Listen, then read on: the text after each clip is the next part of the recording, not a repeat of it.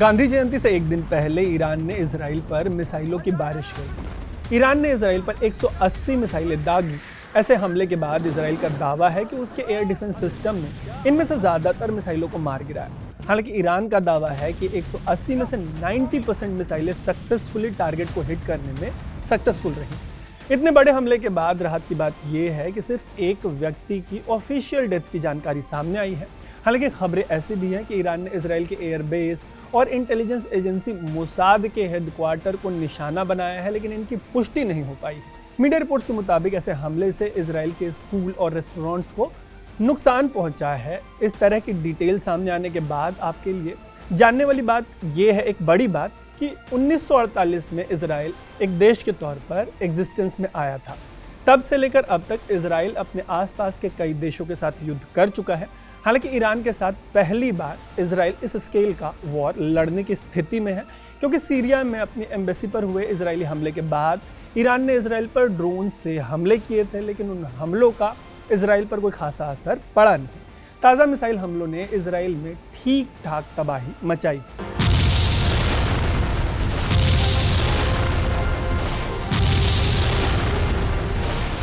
ऐसे में आपके मन में यह सवाल जरूर आया होगा कि आखिर ईरान ने इजराइल पर इस तरीके का हमला किया क्यों?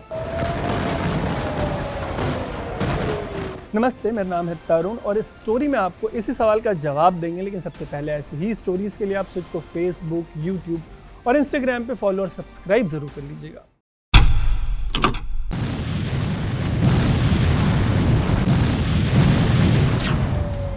1 अक्टूबर की रात को इजराइल पर हुए हमले के बाद ईरान के इस्लामिक रेवोल्यूशनरी गार्ड कॉर्प्स ने बयान जारी किए। ऐसे ही एक बयान में IRGC ने कहा कि यह हमले 2 लोगों की मौत के जवाब में किए गए थे। इन 2 लोगों में IRGC के कमांडर अब्बास निलफोरोशान और हिजबुल्लाह के मुखिया हसन नसरल्लाह जैसे नाम शामिल हैं। दोनों ही लेबनान की राजधानी बेरूत में 27 सितंबर को हुए इजरायली हमले में मार दिए गए थे। ईरान का कहना है कि यह हमले हमास के मुखिया रहे इस्माइल हानियेह को मारे जाने के बदले में भी किए गए थे। हानियेह की जुलाई महीने में ईरान में तब हत्या कर दी गई थी जब वो ईरान के नए राष्ट्रपति मसूद पेजेश्कियन के शपथ ग्रहण में हिस्सा लेने ईरान गए थे। इस हत्या का शक इजराइल पर है।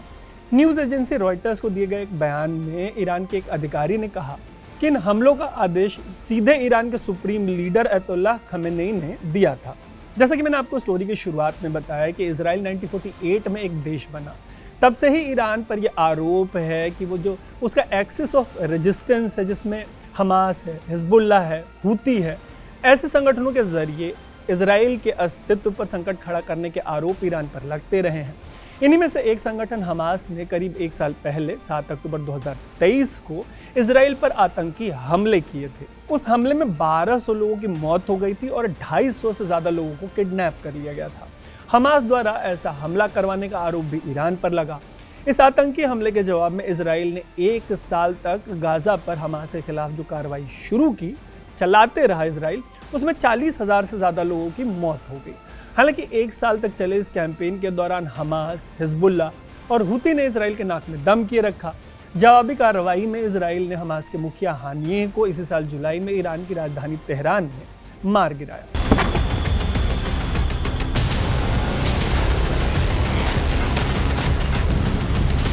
और 27 सितंबर को हिजबुल्लाह के 32 साल तक मुखिया रहे हसन नसरल्लाह को भी इजराइल ने मार गिराया। ऐसे हमलों में ईरान के एक अधिकारी भी मारे गए। ऐसे में जवाबी कार्रवाई में ईरान ने इजराइल पर मिसाइलों की बारिश कर दी। ऐसे हमले के बाद इसकी पूरी आशंका है कि इजराइल भी जवाबी हमला करेगा ही करेगा, क्योंकि वैसे भी इजराइल ये मानता है कि ईरान उसके अस्तित्व के लिए एक बड़ी चुनौती है, बड़ा खतरा है।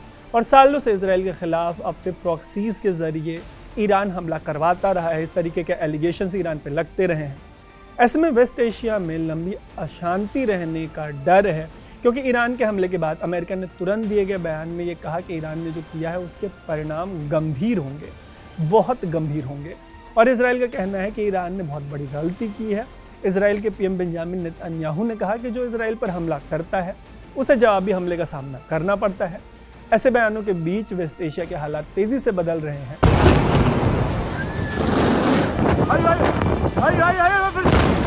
इन बदलते हालातों पर आपका जो भी एक्सपर्ट कमेंट होगा वो हमें कमेंट बॉक्स में ज़रूर बताइएगा। ऐसे ही स्टोरीज़ के लिए आप स्विच को फेसबुक, यूट्यूब और इंस्टाग्राम पे फॉलो और सब्सक्राइब ज़रूर कर लीजिएगा। देखते रहिएगा स्विच। मेरा नाम है तरुण।